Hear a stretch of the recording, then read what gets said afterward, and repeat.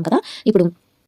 ఇప్పుడు డాట్ యొక్క పొడవు 4.5 ఇంచీలు. ఇదంతా నేను కటింగ్‌లో చెప్పాను. తర్వాత ఈ సైడ్ ఖర్చుల కోసం వదిలేసి అక్కడి నుంచి 2.5 ఇంచీలకి మార్కింగ్ చేసుకొని ఇలా కలపాలన్నమాట. ఇలా కలిపినప్పుడు మీకు కుట్టేటప్పుడు కటింగ్ చేయకుండా ప్రిన్సెస్ కట్ కుట్టేటప్పుడు నీట్‌గా కర్వ్ షేప్ అనేది తిరుగుతదన్నమాట. ఇప్పుడు మార్కింగ్ చేసిన విధంగా నేను ఫోల్డింగ్ చేస్తున్నాను. ఆల్రెడీ కటింగ్‌లో చెప్పాను డీటెయిల్‌గా. అందుకోసమే ఇక్కడ మీకు జస్ట్ సింపుల్‌గా చూపించాను. ఇలా ఫోల్డింగ్ చేసి ఇప్పుడు నాకు డాట్ యొక్క వెడల్పు 2 ఇంచీలు రావాలి. ఈ 2 ఇంచీల దగ్గర ఇలా పట్టుకొని కుట్టు వేసేటప్పుడు ఏం చేయాలంటే 4.5 ఇంచీలు డాట్ పొడవు పెట్టాను కదా నేను. 4.5 ఇంచీల వరకు సూది తీసుకొచ్చేయకుండా ఇక్కడ నుంచి ఇక్కడితో ఆపి ఇప్పుడు మీరు ఏం చేయాలంటే చంక దగ్గర డాట్‌ని కరెక్ట్‌గా ఈక్వల్‌గా పట్టుకోవాలన్నమాట. నేను చెప్పినట్టయితేనే మీకు ఈక్వల్‌గా వస్తదండి. నేను చెప్పినట్టుగా చంక దగ్గర డాట్ మార్కింగ్ అనేది చూసుకోండి. ఇప్పుడు ఇక్కడ ఈక్వల్‌గా పట్టుకొని ఇప్పుడు మెల్లగా ఇక్కడ సన్నగా తిప్పుతూ ఇక్కడికొచ్చేటప్పటికి చంక దగ్గర డాట్ ఎలా వస్తది ఆ విధంగా పట్టుకోవాలన్నమాట ఈక్వల్‌గా.